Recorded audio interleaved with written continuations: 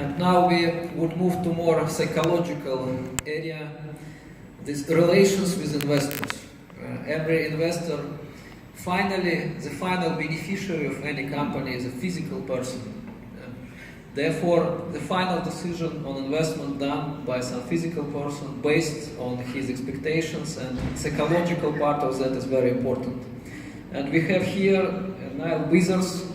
He is currently the president of CFA Russia, so CFA is a Chartered Financial Analyst Institute. It's an American institute which is well known for training people to know investment banking and so on. But before, he was head for investor relations in the largest Russian banks.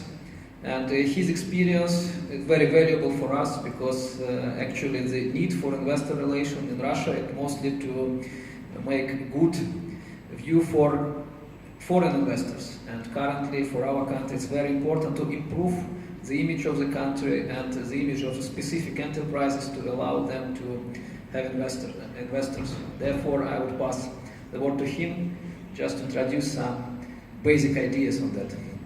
Thank you, Roman. No, I won't speak Russian. It would be more difficult for the translators to translate it into reasonable English because my Russian starts by being very bad. Но я уже 19 лет в России. Just one word on the next slide. The CFA, for what you may or may not know, is not American. Very much we regard ourselves as leading the profession globally in promoting the highest standards of ethics, education, and personal and professional excellence. Not for the benefit of our members, but for the general benefit of society. And even in its founding, as a Canadian, I'm very proud that the Montreal Society of Financial Analysts, where I was a member and where I got my CFA, was one of the founding chapters of that started the CFA organization over 50 years ago.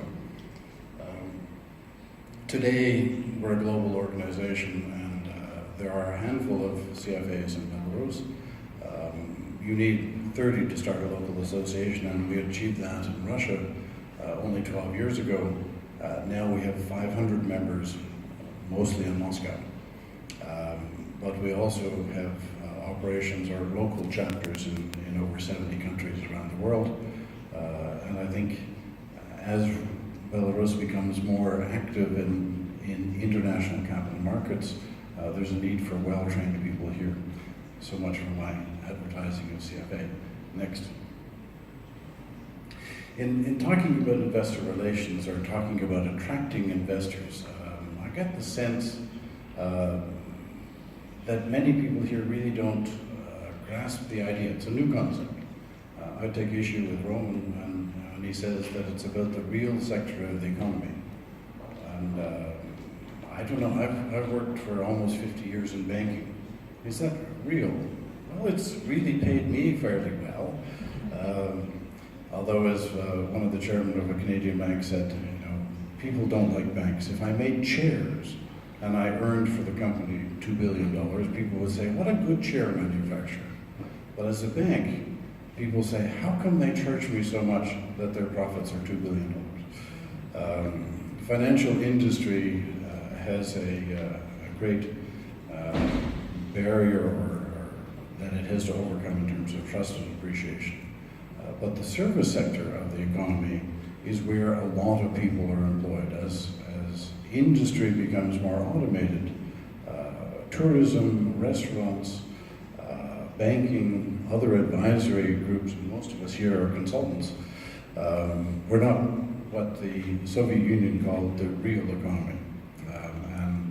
Transition to equally valuing services and the real economy, in the old sense, is an important barrier. My view is that attracting investment is not something the government can do. The government can facilitate it, and its help in organizing this conference is an important step.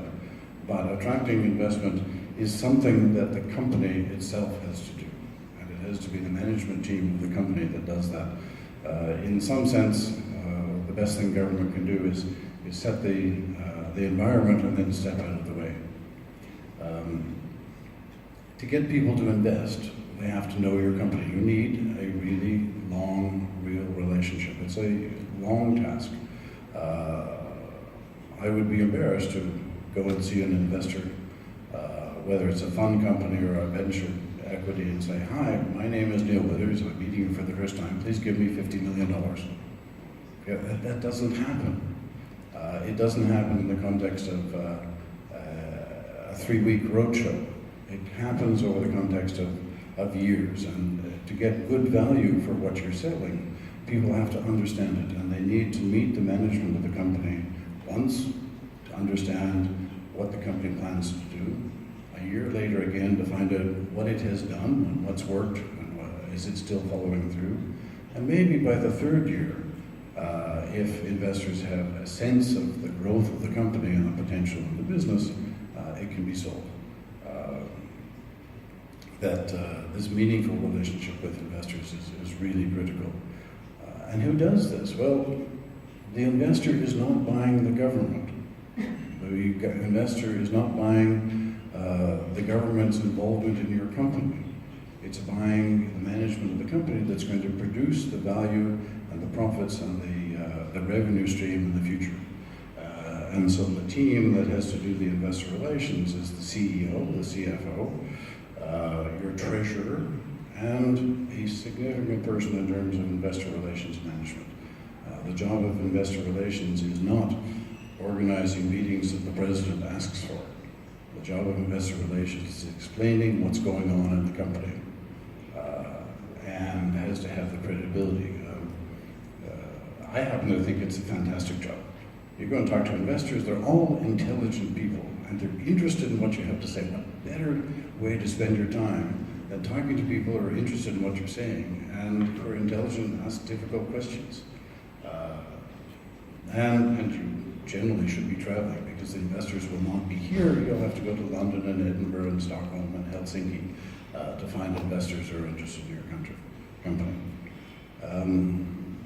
Be that as it may, while you have to do the work, there are people who can help you, and there are the advisors. The most obvious ones are your accountants. But along with that, there are the rating agencies, there are lawyers, there are depository banks, who will talk to you tomorrow. There's PR and IR firms. Use those people, and particularly use the investment banks. This is their job, this is their livelihood, to help companies find investors. But there are 2 types of people within investment banks. So there's the investment bankers, and there's the research analysts. And the investment bankers are interested in doing a deal. They're interested in earning the fee that a deal earns them. The research analysts are interested in following your company over a long period of time because they need substance for what they do. They are your best friends. I have worked in former state organizations where the analysts were looked at as the enemy because they asked difficult questions. Well, actually, if you can provide the answers to difficult questions, you convince the analyst you know what the company is about, and the analysts themselves have to go and explain it to investors. So you're helping them. They are your best route to finding the investors. Traveling yourself, organizing roadshows yourself, you're not expert in this. The CFO, the company can't do that. Use the investors, use the research analysts, use the investment banks, and all those other advisors who want to participate in an eventual IPO.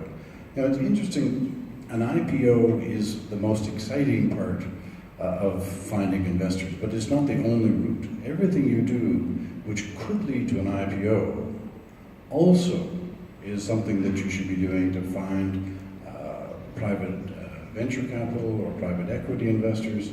So it's not a single destination road. The policy of being open and talking to investors will help you, whether it's a public market issue, whether it's a trade investor who's also in your industry looking for an investment in Belarus, or whatever. So my advice here is it's a long road. Start now. Provide the time whether you're CEO or CFO, to talk to investors on every opportunity. I've generally worked in banks, and one of the interesting examples in Russia is Tinkoff. It's been a sort of new-age fintech, financial technology company. The president of the company has never refused an invitation to talk or a request for somebody to come and see him. He just talks all the time. I wonder how he actually manages the company, because every time I've needed to talk to him about investor relations, he's available. And he's actually helped us in terms of a university challenge project that we did for students. And when they did the IPO, they got an incredible price, because people knew the company for a period of 6 or 8 years. That's my advice to you. It may not be what you're hoping for now, which would be, let's get some money now, but if you want significantly good investors, they need to know what the company's about, and you'll get a much better price for what you're selling if actually people understand what they're buying. That's it. Thank you very much. And